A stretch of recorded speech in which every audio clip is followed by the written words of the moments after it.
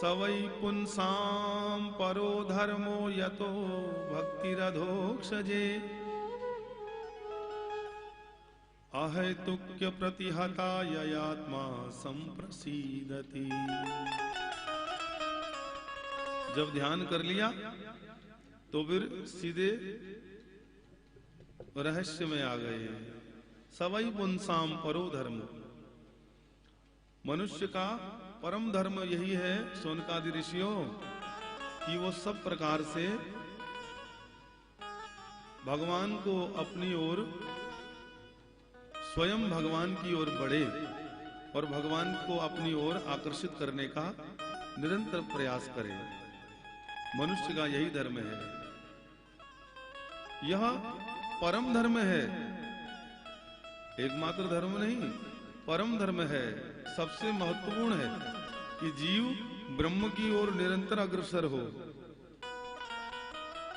अगर वो संसार की ओर अग्रसर होगा तो भोग का चक्कर बढ़ जाएगा।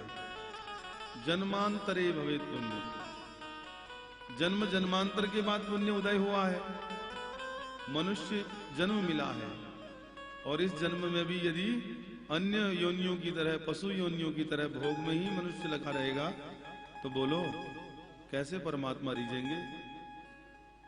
क्योंकि सुतदारा अरु लक्ष्मी पापी घर भी होए, संत समागम हरि कथा तुलसी दुर्लभ दोए।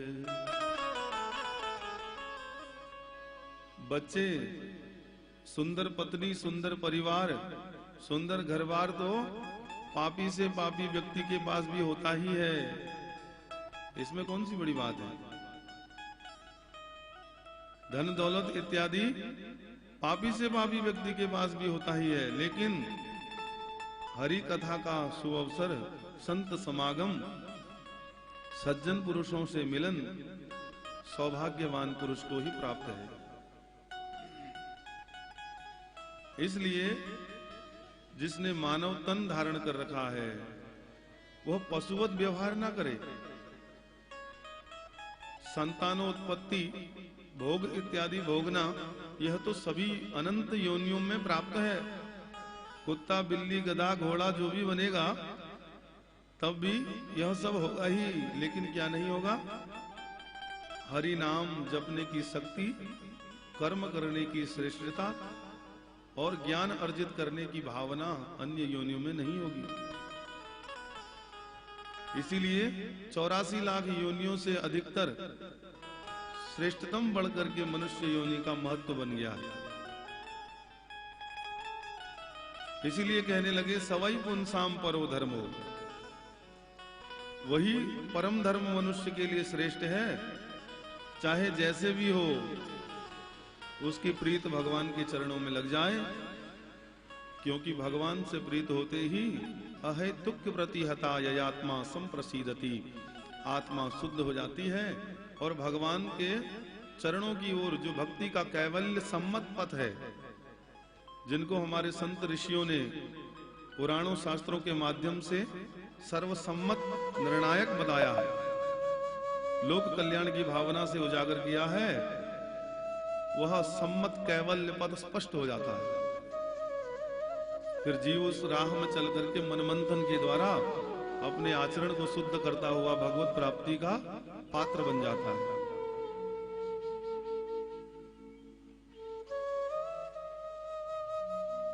अनेक प्रकार के कर्म करने के बाद भी संसार में अनेकानेक प्रकार के कर्म करने के उपरांत भी यदि भगवान से प्रेम नहीं हुआ, मन में सेवा जागृत नहीं हुई, भावनाओं में जो कपट था वो निकल करके बाहर नहीं हुआ, भावनाएं शुद्ध नहीं हुई, तो जितना भी धर्म कर्म किया इस जीवन में श्रम एव ही केवलम, केवल कठिन परिश्रम ही मात्र हुआ है। बाकी कर्म में श्रेष्ठता न होने के कारण सब श्रम ही श्रम हुआ है, कठिन परिश्रम ही हुआ है। उस धर्म का कोई फल दिखता नहीं है। जिस कर्म को धर्म समझ करके किया, उस कर्म के द्वारा, उस धर्म रूपी कर्म के द्वारा यदि भगवान से प्रेम नहीं हुआ, श्रम एव ही केवलम, खाली मेहनत करनी पड़ी है बस, ज्ञान तो उजागर जागृति हुई नहीं। जीवन बीत गया, बुढ़ापा आ गया, मृत्यु की घड़ी आने वाली है, लेकिन भगवान को ढूंढ रहा है, दर दर की ठोकरें खा रहा है। ऐसी मन की स्थिति है। अभी तक समझ में नहीं आया कौन परमात्मा मेरा जन्म का कारण है और किससे मेरी उत्पत्ति हुई है, कहां जाकर के मुझे मिलना है। ये 3 प्रश्नों का समाधान जीवन पर्यंत हो नहीं पाया व्यक्ति का, और संसार में जीवन भर ज्ञान ही बांटता रहा दूसरों को, मन गढ़ंत कहानियां सुना सुना करके मनोरंजन करता रहा दुनिया वालों का, लेकिन ज्ञान मार्ग का आचमन तो कभी किया ही नहीं। तो श्रम एव ही केवलम, तो जीवन में क्या किया? केवल कठिन परिश्रम किया है और कुछ नहीं किया। अरे जो परम धर्म था, उस धर्म का तो निरूपण, उस धर्म का ज्ञान, उस धर्म का अनुष्ठान तो हुआ ही नहीं। वह था कृष्ण चरणों का अनुराग, जागृति, भावनाओं का शुद्धिकरण, मनुष्य योनि की सर्वश्रेष्ठता का ज्ञान, वो तो हुआ ही नहीं। इसलिए श्रम एव ही केवलम,